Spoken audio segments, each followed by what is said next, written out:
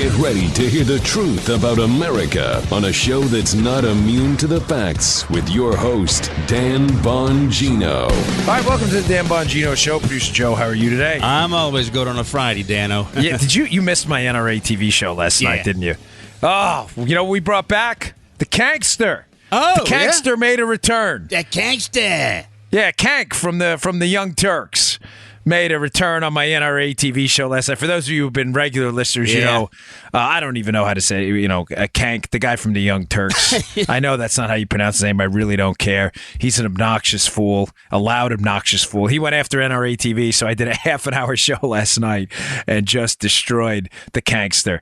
Remember we had the Kankster curve? Oh, yes, I do. A measure of stupidity, and the Kankster being at the top? I'll be introducing on the NRA TV show tonight the Kankies, like the Peabodys, the Emmys, and the Tonys. We'll be doing. My wife thinks it's her, or she's like, "That's horrendous." That name. It's supposed to be the Kankies for the dumbest media commentary of the week, named after Kank from the Young Turks. So, do they make a medicine for that? The Kankies, they probably do. There's probably some Z-Pack or something you can take to eliminate a case of the Kankies. But you'll see my first recipient of the Kankies. So make sure you catch my show tonight, NRA TV, 5:30 p.m. Eastern Time. Hey, I've got a really, really cool show for you today. A major league bombshells yesterday, folks. These, it's starting to all make sense now.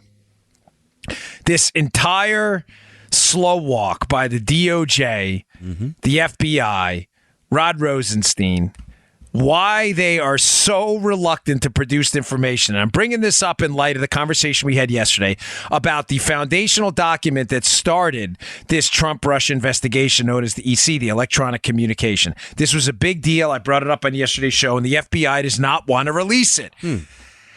So yesterday, spent all day hunting stuff down. Some of you were kind enough to send me some things and calling people and trying to figure out why the FBI is risking a contempt citation from justice to not release what I called yesterday the Genesis document, the document that lays out why they started this investigation into Trump. And it all makes sense now, Joe. It is all coming together. The book's coming together. Everything's coming together. I'm going to get to that today, so don't miss it. Today's show brought to you by our buddies at Filter By in what may be the greatest ad ever written for the Dan Bongino Show. Filter By, one of America's leading providers of air filters for your HVAC system. It's spring cleaning time, and like Trump is cleaning out corrupt officials, you can clean up the air you breathe and make your HVAC system great again. I love these guys. And folks, don't procrastinate. Otherwise, dust, mold, and pollutants will clog up your system. It'll become inefficient, and it'll end up costing you a lot of money. Sounds like the federal government. Clean up the system with my friends at Filter By, America's leading provider of HVAC filters for homes and small businesses. You got a small business with 100 air filters? These are your guys. A house with one or two? They're your guys too. They carry over 600 different filter sizes, including custom options, all shipped free within 24 hours. Plus, they're manufactured right here in America. Filter By offers a multitude of MERV options all the way up to hospital grade, so you'll be removing dangerous pollen, mold, dust, and other allergy-aggravating pollution while maximizing the efficiency of your system. Right now, save 5% when you set up auto delivery. That way, you'll never have to think about air filters again. That's the way to do it. Save money, save time, breathe better with filterby.com. That's filterbuy.com, filterby.com. We love those guys. Thanks for supporting them. They support us. Yep. Okay, it all makes sense here. As I said, the slow walk. All right. Joe, I have not discussed this with you before the show because I want, your genuine reaction to everything. The FBI, as I said, is refusing to provide the unredacted document that started this whole investigation into the Trump team. I know, I get it. Some of you are exhausted about it. I understand, but this is important because the bells went off last night. I think they're risking a contempt citation to refuse to provide this information while they started it. Because as Kim Strassel pointed out in the Wall Street Journal piece today, which I think she is spot on. I think she is right over the target based on information I've been putting together from various places here.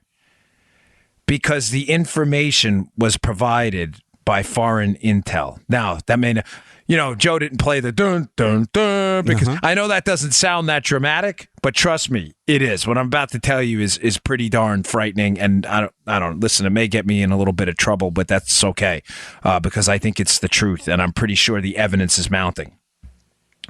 Strassel points out an interesting fact here, that when we share information, Joe, intelligence with foreign governments, cooperating governments, and sometimes I guess even uncooperating governments, if there's some kind of enemy and my enemy is my friend initiative, right? Yeah. If let's say I'm the king of Danistan and Joe's the king of Joistan, right?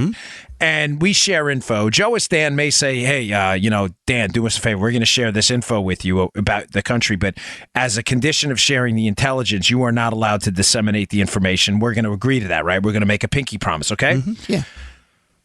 That may be some of the information contained in this Genesis document, which is why the FBI is so reluctant to unredact this document as to how they started this investigation into Trump. Now, what have I been telling you? You got to be shitting me. No, I'm not. For months now, I've been telling you this. This, Joe, Dude.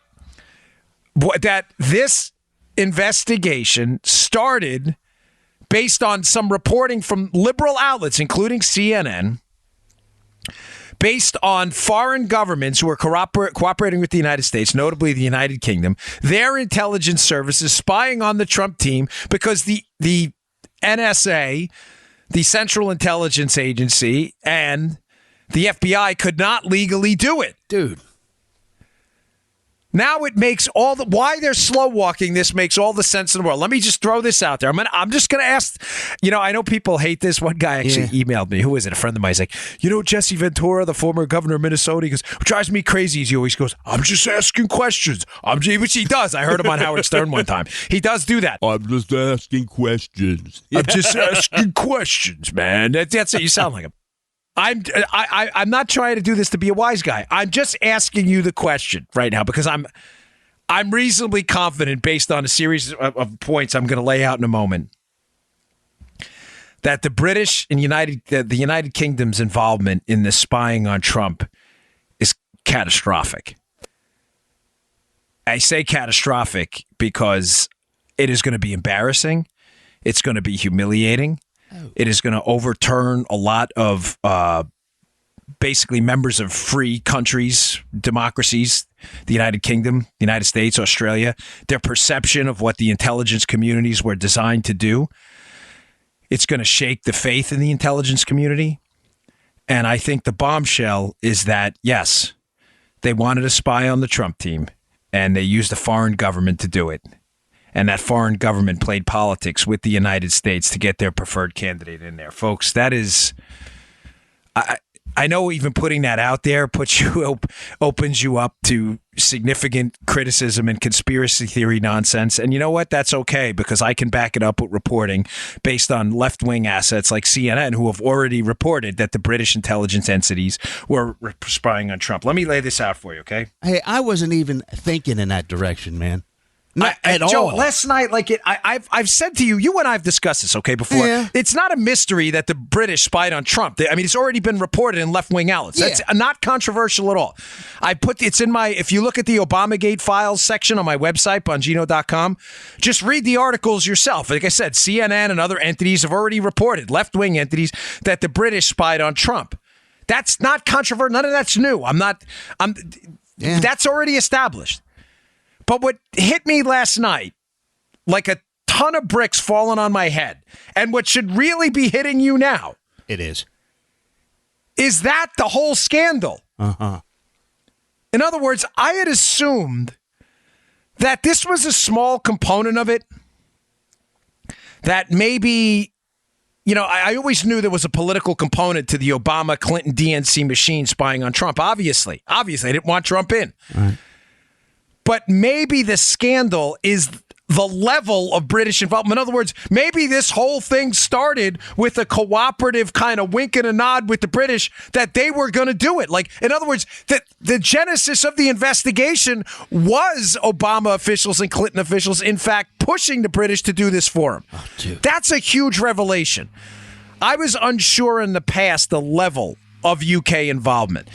And I'm very hesitant to say things. But now I'm starting to think, gosh, were they integral players? You get what I'm saying, Joe? It's kind of like if there's a conspiracy to rob a bank that Joe's involved with. Joe, 5 guys rob a bank. And Joe, you think Joe was just a getaway driver, and you find out later, like Joe was like the Joker from the Dark Knight series. Like Joe organized the whole thing and then whacked the other 4 guys later. You're like, oh my gosh, like, man, did I underestimate Joe's involvement in this? Yeah. Folks, I really believe I've underestimated how big of a scandal this is. Collaborating with a foreign government to take down Donald Trump.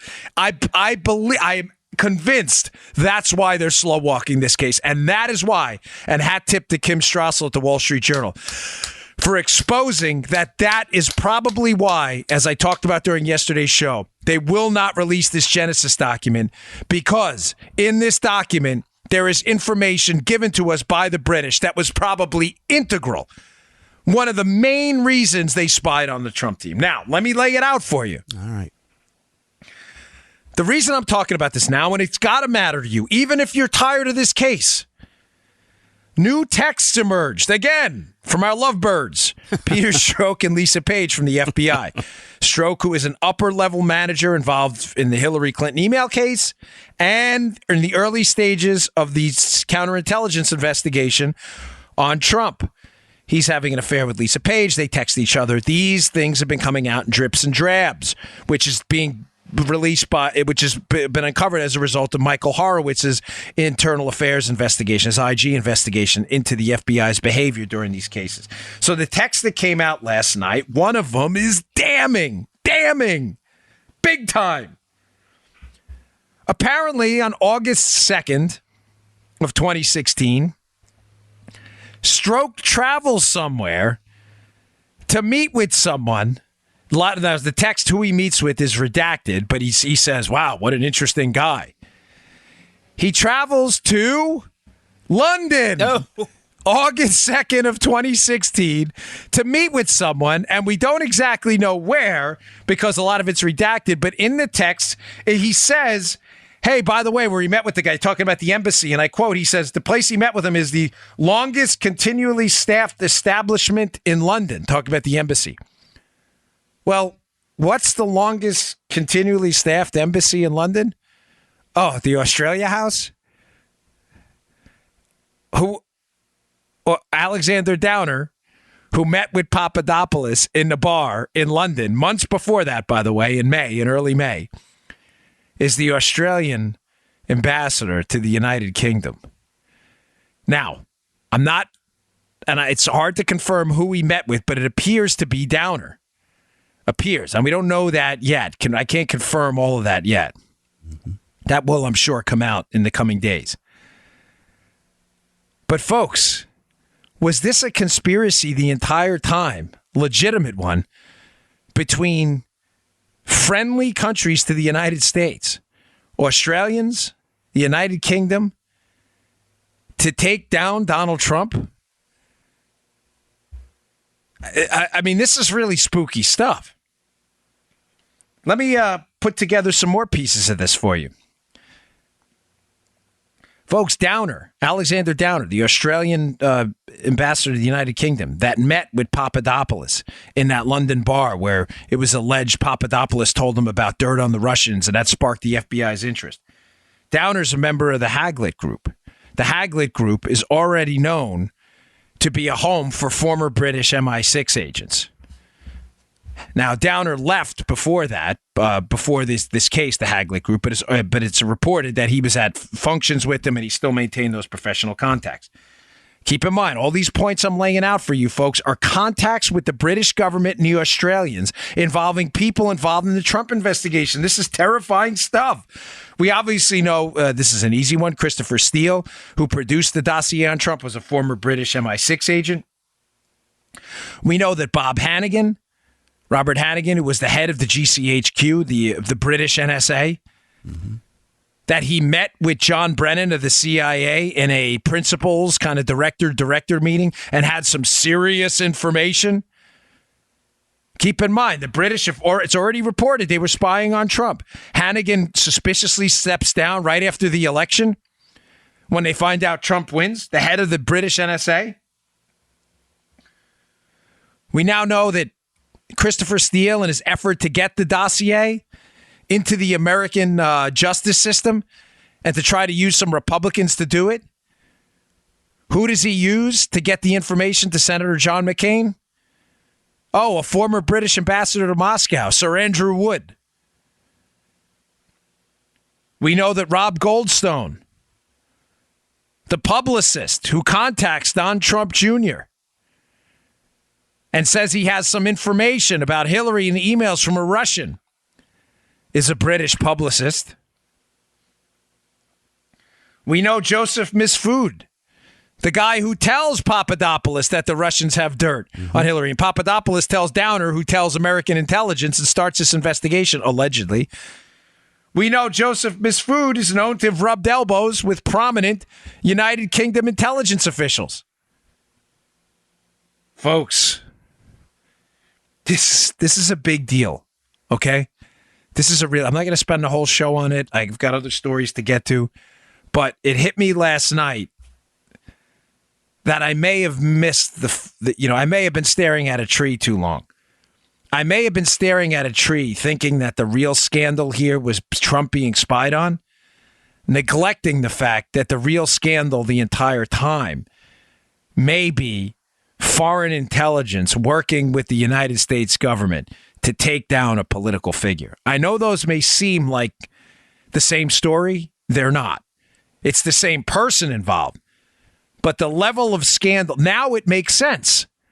Yeah, spying on Trump would have been a big deal. No question about it, especially without the requisite probable cause and without a predicate crime. That's a huge deal. Yeah. But the fact that the United States government may have intentionally cooperated without any evidence with a foreign government to spy on a major American political figure in the heart of an election is... is it hyperbolic to say can you imagine a bigger scandal? This is really troubling stuff. Was this a setup the entire time? I think the answer is obvious. But again, the real question now, which we're digging through, this book I'm putting out is going to blow your mind. But the real scandal now is, I think, not what did Obama know and when did he know it, Joe. I think it's clear as day now Obama knew Trump was being spied on. I think the question now is, what did the British know? And when did they know it? And who? I have this underlined right here. This is going to be the question right now in this foundational document, this EC, this Genesis document about how this whole thing started. Who called the FBI? That's the simplest way I could write this to wrap this thing up so you understand who called the FBI. You know, if the cops show up to your house and they say, hey, we're getting reports that you were involved in a kidnapping, and you're like, what the hell are you talking about? I was sitting here recording Dan's podcast. Mm-hmm. Wouldn't you want to know, Joe? Well, who said that? I sure would. I'd ask right off the bat. You're darn right you would. The question now and why they're hiding this EC document, and I believe Strassel's onto something, I believe it's going to be people who were prodded, foreign governments and foreign intel people who were prodded by the Clinton campaign, the Obama team, to basically launder and clean their involvement in the genesis of this investigation from the start. And I think they did it through the British, the UK intelligence services, and the Australians. This is deeply disturbing stuff. I appreciate all the feedback, by the way, from our listeners overseas. I'm probably going to be banned from traveling at some point in the future. I know there was a lot of negative feedback for other commentators who have suggested this kind of connection. But that's fine, folks. I'm only interested in the truth here. And I think the quicker we can get this out in the public domain and hopefully get people held accountable for it and clean our hands of it, we can move on. But this is really, really damaging and devastating stuff. Horror. I mean, it really clicked last night. Oh, boy. Mm-hmm. Yeah, a lot.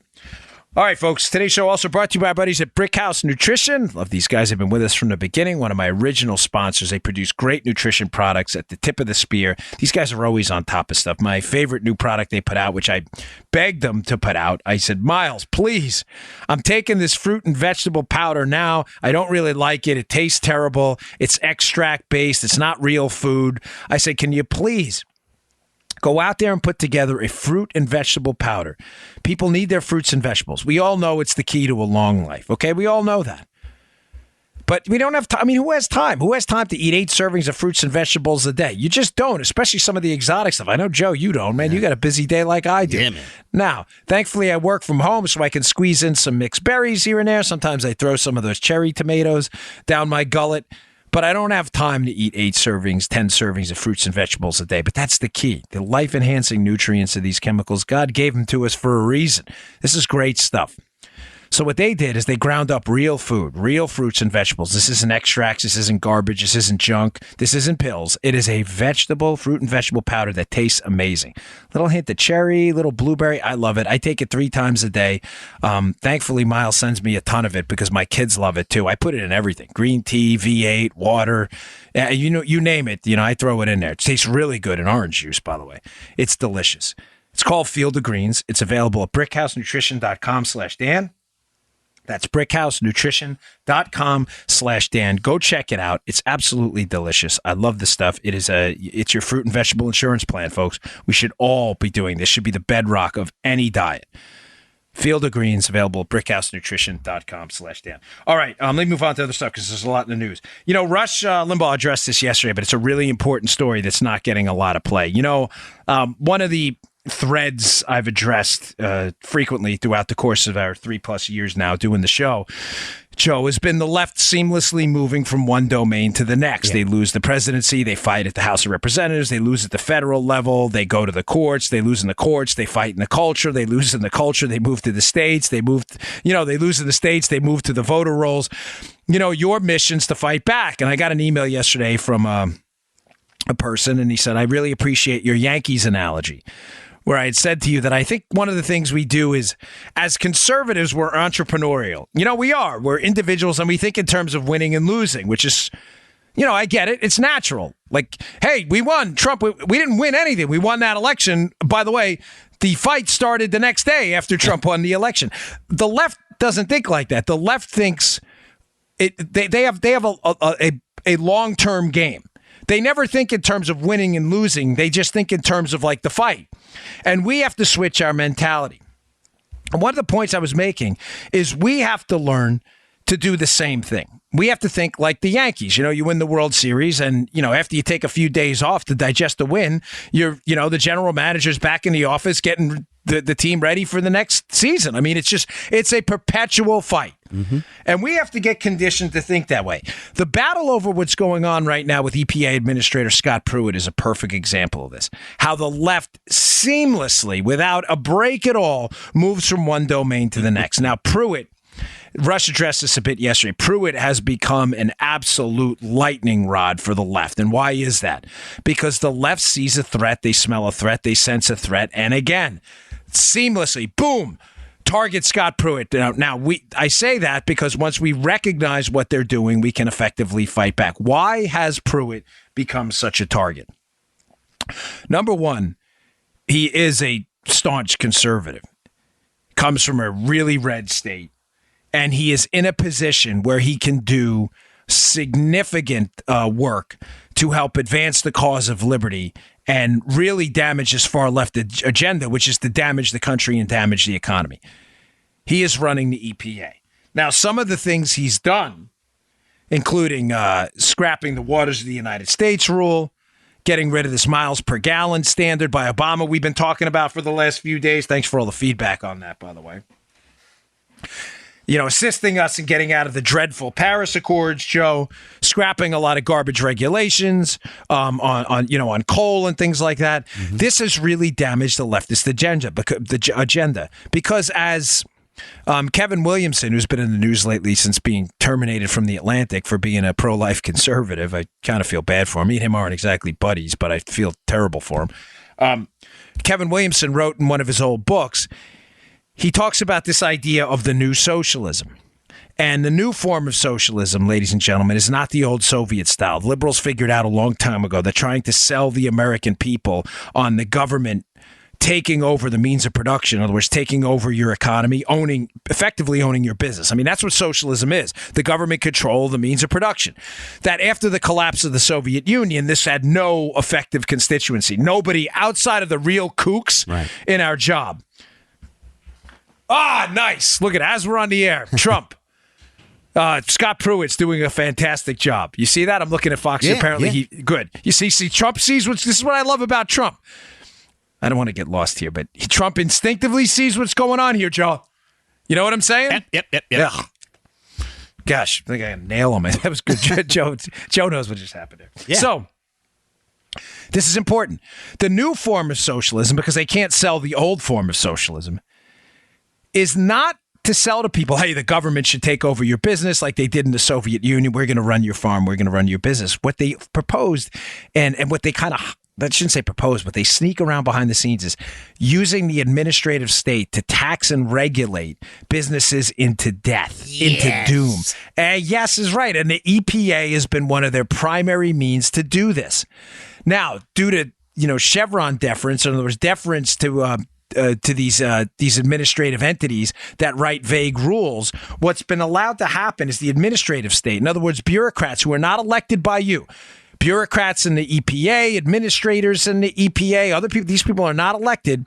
They've been effectively allowed to legislate your life away. And in conjunction with the Democrats and their high tax agenda, they already control the means of production or a significant swath of them. They control it.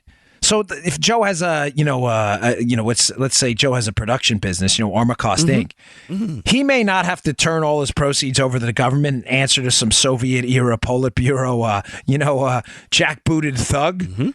But if the tax rates are high enough and Joe is already turning over a majority of his money and he's answering to all these rules from the FCC or someone else that's imposing them on them, Joe is already controlled by the administrative state. And it's kind of what Williamson hints at in his book about the new form of socialism, which is accurate. He's right. This is the new way far left liberals want to control the economy. Hence, Joe, their war on Pruitt and why this is so important and has nothing to do with Scott Pruitt and everything to do with the left's desire to continue this path down the road to this new form of socialism. Pruitt stood in the way, had some nerve, and said, nope, I'm going in there and we're not doing any of this. We're not doing the administrative rule on ponds in your backyard. This waters the United States. We are not going to regulate the automotive industry to a miles per gallon standard that's entirely unattainable. We are not going to submit ourselves to globalist rule in the Paris Accords. We are not going to put our coal business out of business. We're not doing it. Oh, yeah. Oh, yeah. It ain't happening. Yeah. Not happening. We ain't doing it. And the left has made him public enemy number one. So the key question, how is the left going to try to take Pruitt down? Because I told you, they move seamlessly. It doesn't have to be legitimate, the left. They'll find a way to take you down. So a piece of the Journal today, I'll read to you a quote from it. So what they did is the left, of course, with their friends, by the way, still remaining in the government, a lot of these Obama loyalists and Obama holdovers, are trying to use ethics charges against Republicans and conservatives in the administration they see as a threat to their new socialism and their administrative state. Because remember, the EPA has been a cudgel, has been a weapon, an administrative state enforcer that Democrats have used for a long time to impose rules on businesses they don't like. Coal, the automotive industry, whatever it may be. So what did they do? They scoured through Pruitt's travel records and found a couple trips he took that, granted, listen, I'm not defending first class travel and all that stuff in the government. I'm not. But we do have to be realistic. And you know what? If it was a trip, apparently he took a trip to the Vatican, Pruitt, and he rented some condo, which, by the way, the ethics office determined was at some market. I'm not worried about the condo story that much. In other words, the left is saying he rented this condo, Joe, from this connected person who was not lobbying the EPA, but rented it at like a lower than market rate. Yeah. But the ethics office has said that's not true. So I'm not really worried about that. Their next target is they're moving on to this trip he took to the G7, and apparently the trip was expensive and it was first class or something like that, and he took a tour of the Vatican after hours or something. So that this is their new weapon against Pruitt. But folks, from the Wall Street Journal today, Yet his predecessors, talking about Pruitt, took similar trips and racked up even more expenses. According to the EPA, Lisa Jackson, the administrator from 2009 to 2013, Joe, spent more than $332,000 on 4 international trips. Ooh. One to China cost $155,000 alone. Her successor, Gina McCarthy, went on 10 international sojourns, spending $630,000. One trip was to Italy, where Miss McCarthy received a tour of the Vatican. The exact same thing at what, 4 times the cost? I think it was, so McCarthy spent $630,000 over her tenure. So far, they're complaining about $100,000+ for Pruitt and a tour of the Vatican when McCarthy did the same thing. Ladies and gentlemen, this is entirely made up.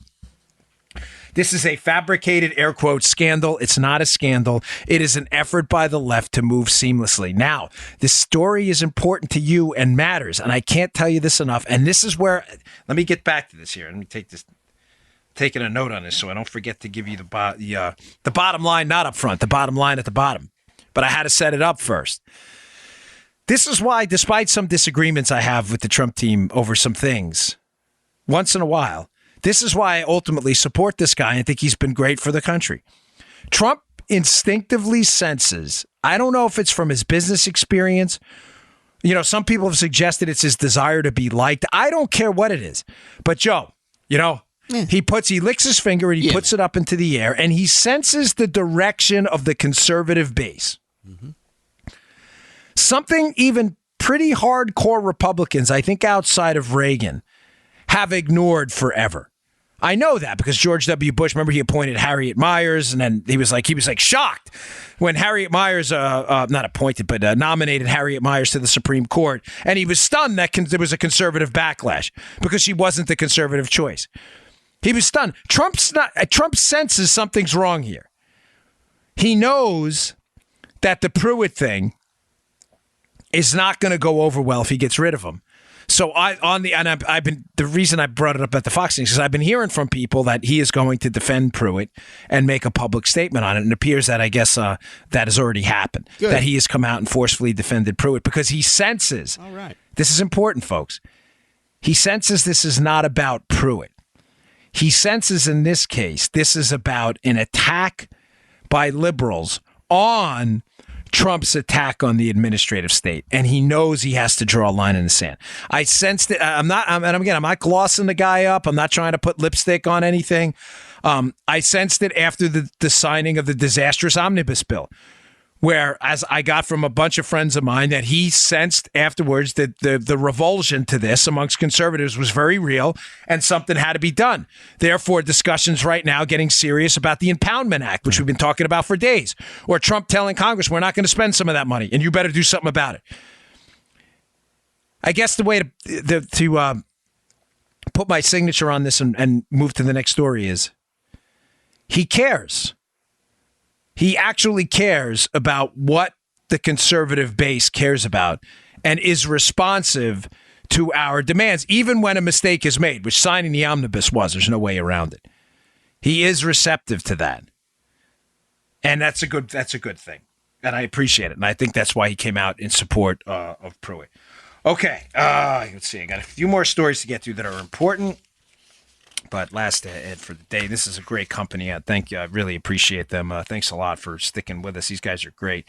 Freedom Project Academy, America's schools. They're nothing like we remember growing up. A lot of propaganda, safe space junk, but unfortunately, very little hardcore learning anymore.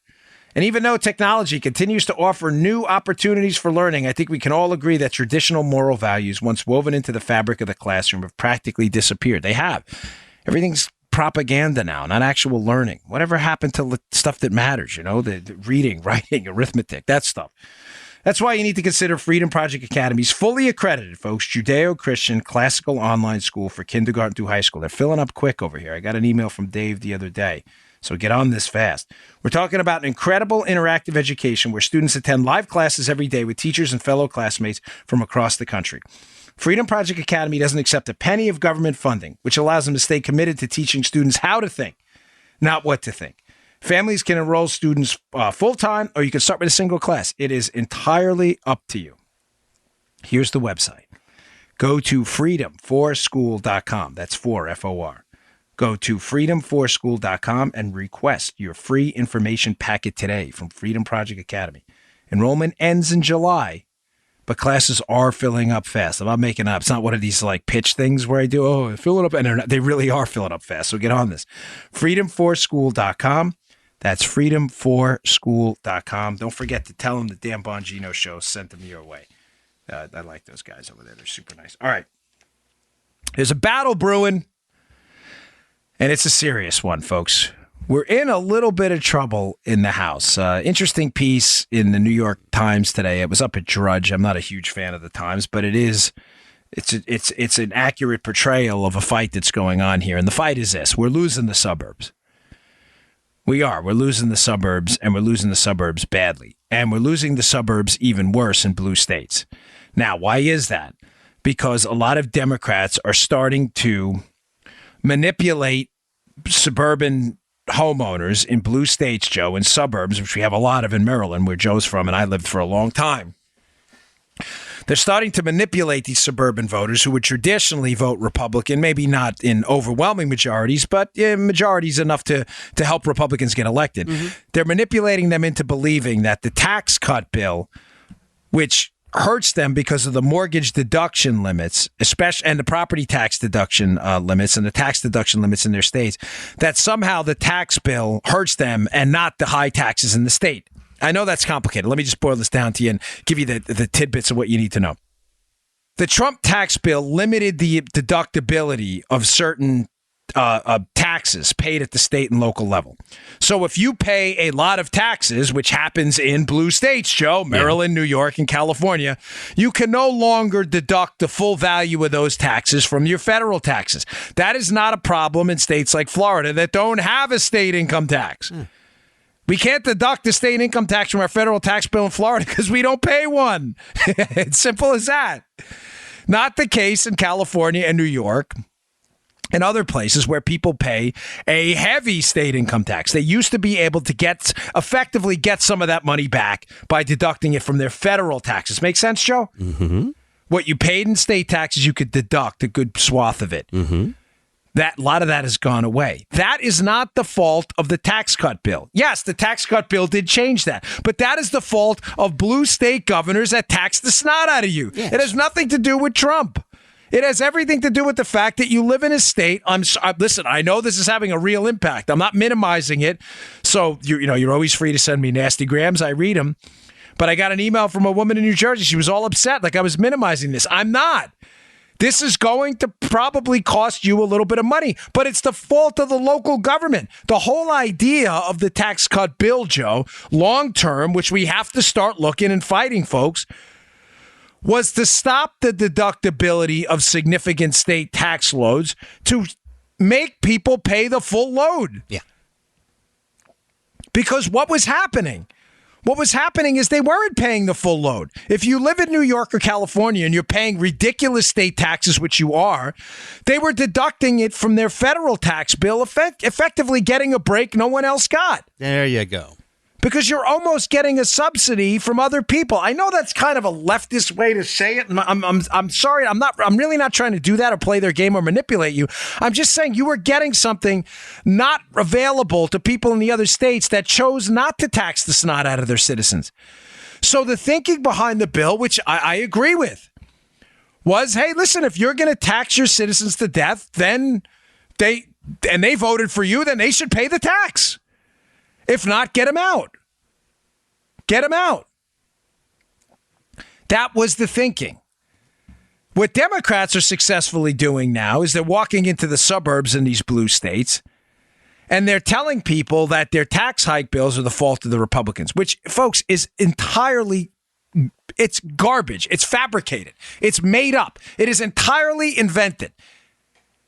You're paying a high tax bill at the state level because you live in blue states that tax you. That is not, Donald Trump did not hike your taxes at the state level. They did not. Your taxes are high. You lost the ability to claim some of it on your federal taxes, which is a separate taxing body. Now, the article in the New York Times is about New Jersey. Maybe I'll include it in the show notes, even though it's the Times. Let me take a note on that. NY Times, because sometimes I forget, and I know a lot of you get annoyed, understandably.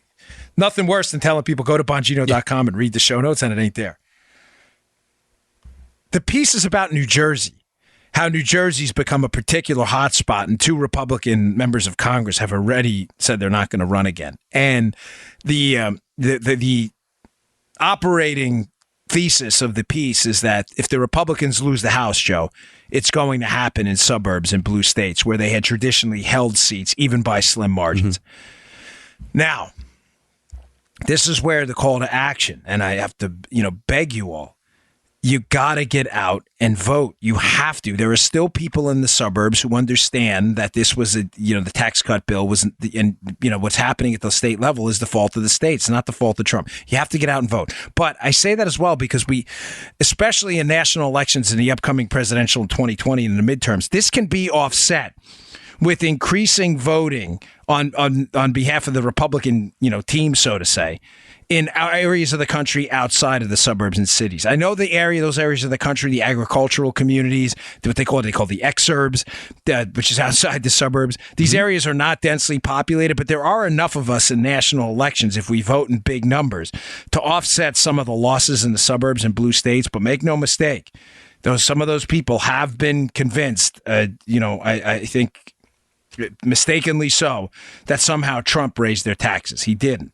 He did not raise your taxes. It's a state level what's going on right there, but we are going to lose some seats, and it's sad. Speaking of taxes, there's another piece I saw today. It was up on Drudge. This one's subscription only, but it's a really good piece that requires some, I think, analysis here and shows you the problems we have with our tax code now. So, Joe, tax payment data is always a few years delayed. It's tough to figure out who paid what, when they paid it, and how much they paid. But there's an interesting piece in the Wall Street Journal it's just a staggering number. I had to look twice to make sure this was accurate because it seemed to me to be way, way above even my worst fears about how the tax code has become increasingly progressive. The top 20% of taxpayers, 20 out of 100 taxpayers, the top 20% are paying a staggering 87% of the income tax. Ooh. Folks, that's not sustainable. Now, the left has always enjoyed this because it feeds into their class warfare paradigm. Now, the problem with it, before I get to the class warfare paradigm, the problem with this is obvious. When you have an increasingly small number of people paying an increasingly higher amount of the income tax at the federal level, which generates about 50% of our revenue. You have corporate taxes, capital gains taxes, payroll taxes, but the income tax is the biggest portion of the federal revenue. When you have a smaller number of people paying that, you have what happens in California being repeated at the national level. What happens in California, Joe, is these roller coasters each time of state tax revenue. These hills, these valleys, these vicissitudes that come around in the income stream into the state. Because why? Because when you have the wealthiest 20 out of 100 people paying, almost $9 out of $10 of every tax bill, 90 cents out of every dollar, right? Who takes the hit during a recession? It's those 20 out of 100 people. Because those 20 out of 100 people are the business owners. They lose the most. And when they start to lose, whether it's on their capital gains, whether it's on their business sales, say they lose money for a few years, they have to stay afloat to ride the recession out. They don't pay taxes, Joe, on lost money. There's no negative. Well, there's a negative income tax, but Friedman and all the other stuff. But there's no tax on money you lose. Income taxes are taxes on income, not lost income. You don't lose. You don't pay taxes if you lose money. Thankfully, that may come next. Pay taxes on how much you lose, right? That's the Democrats' next agenda, right? But the point of it is those 20 out of 100 people are the ones who own the businesses and are likely the ones that are going to lose money and not pay taxes at all. When you solely rely on them for 9 out of every $10 in your tax stream into the government, when the recession hits, the government has no money. This is what happens in California. you get extreme volatility.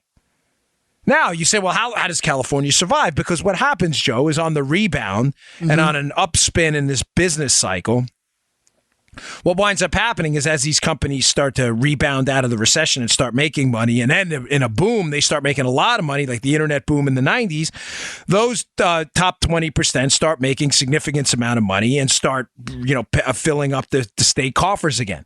Okay. Folks, this is happening at the federal level now, too. The volatility is really catastrophic. There is no anticipation of federal income streams. Not that I'm really concerned so much about the government making money off its citizens all the time, but a certain amount of predictability would help because you wouldn't have to borrow money then and then pay money back at interest rates. This is not sustainable. But the left loves this. This is what they want because what they want is a de facto entitlement structure built into the tax system. In other words, the left wants increasingly high numbers of people, proportions of people not paying anything but living off the rich because the rich are easy to demonize, folks. Remember this. This is the reason I bring this up. Earlier in the week, I discussed the story from the Human Progress Report. It's in the show notes. How 1 in 6 people would rather see the rich pay more in taxes, even if it hurt the poor. I didn't say that wrong. 1 in 6 people, according to this survey, would rather see the rich pay more in taxes, even if it hurt the poor. And this the report in the show notes talks about how envy is a powerful force. The left understands this. They understand this is volatile. They understand this is unsustainable. They understand this can't possibly work a long time. They understand what's going on in California. Bankrupt, big tax dollars. Bankrupt, big tax dollars. They get it. But to them, it's all about creating envy and keeping those flames of class warfare stoked and keeping the rich demonized as a bunch of bad guys. This is not possibly sustainable. It can't work over time. But the left doesn't care, folks. They don't care one bit. All right, how we doing here? All right, good. We got some time. Yeah. All right. Another interesting story I saw at the Week, which is, it's written from a perspective. It sounds kind of like the guy's a leftist that wrote the piece. When you read it, EEK or EAK? No, EEK. Good question. Yeah, the Week. Yeah, that's a good point. Yeah, it should have been the way he sounds at a thing. It should have been EAK. You're right. He comes from you could tell by the end that he's extolling the virtues in a way of a far left government managed economy with planners, which I firmly disagree with. But it's a good piece worth reading because we've been talking about China all week, and this is kind of the perfect capstone to this. My wife, by the way, liked yesterday's show, which I thought was interesting. She found the China stuff fascinating. Mm-hmm. I was a little worried how it was going to go over with the audience. The show did okay yesterday. It wasn't our best day ever, but I always get a little worried about getting wonky with the China stuff. But the piece is interesting. It's on Drudge today, too. I'll put it in the show notes. Check it out. And the premise in the piece, Joe, is that China, I said to you yesterday how their ability to manipulate the debt, the U.S. debt they own, is limited because they're going to hurt themselves. Yeah. But this is an interesting point he brought up. He says they do have like the doomsday weapon, China. Hit the Ren and Stimpy, don't hit the red button. You ever see that episode? They tell him, don't hit the red button. He's like, he's going crazy. He wants to hit it, right? Like a kid. They tell a kid not to play with something. They want to play with it more. The doomsday weapon for them would be pulling the trigger on these rare earth minerals. And it is an interesting piece. It's written from a left-leaning perspective, but it's worth reading. It's short. It's not very long. I was expecting like an 11,000-word treatise, but it's not. It's actually pretty short. And China has basically right now a large swath of global control, at least economically speaking, over these rare earth minerals that are used in a lot of complicated, sophisticated electronic equipment and technologically advanced equipment now. These rare earth minerals are, obviously they're called rare earth minerals for a reason. They're rare, they're hard to find, and China has selectively tried to corner the market on this. Now, to be clear, so, I don't want anybody to panic. I want to give you both because I could sense he's panicking a little bit in the piece. We do have these rare earth minerals in the United States, but they are very expensive and very dangerous to mine. They create a lot of byproducts and waste products that can be dangerous to human health.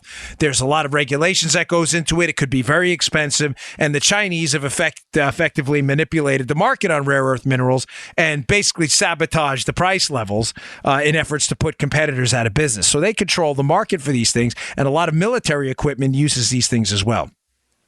So the premise of his piece is this, that if the Chinese wanted to really hurt the United States, Joe, they could pull the plug on the export of a lot of these rare earth minerals, and we would have to start production here almost from scratch at some of the places we were doing it in the past, but that were put out of business. Now, when you read the piece, he at one point at the end, he talks about how, planned economies and, the Chinese were savvy and how they did this. I give a little more credit to free market forces. If the Chinese, tomorrow morning pulled the plug on this, the entrepreneurs in the United States would figure out quite quickly, I think, how to either find some form of a replacement for this or to start to mine them here. So I wouldn't worry too much. But remember, it is a fair consideration in light of what we've been talking about all week, how, the Chinese, and of course they announced these 100, Trump announced yesterday a proposal for $100 billion more in tariffs. Yeah. This is a serious conversation. And yesterday, just one more highlight on this before we end the show for the week.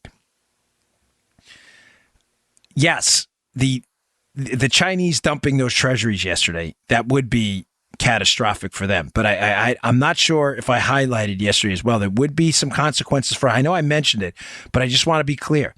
If they dump all of the debt they own, they lent us money, we gave them a bunch of IOUs, okay? If they were to dump these, yes, it would hurt them as well because the value of what they're holding would go down too. But I just want to be clear on this. Interest rates in the United States would probably go up and could go up quite dramatically. And if they go up, you're talking about the cost of money and the purchase of a lot of things, business loans and car loans, houses. That I don't want to give you some overly rosy picture yesterday about the Chinese, because I even said in a Facebook Live that they would be hurting themselves, but it would hurt us a little bit too. I think we could overcome it. There are other places where we could sell debt. Of course, even Americans buy government debt, but they own a lot of it. They have $1 trillion. They're holding $1 trillion in our assets. So it's a big deal. All right, folks, I appreciate it. Thank you again for another great week. Our listenership has been exploding. I really appreciate all the emails, and I do appreciate you subscribing. I've been getting a lot of questions. People say to me, where do I subscribe?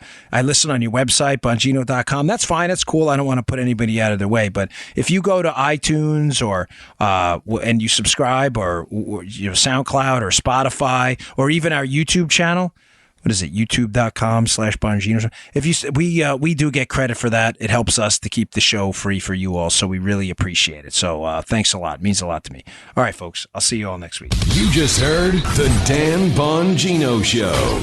Get more of Dan online anytime at conservativereview.com. You can also get Dan's podcasts on iTunes or SoundCloud. And follow Dan on Twitter 24/7 @DBongino.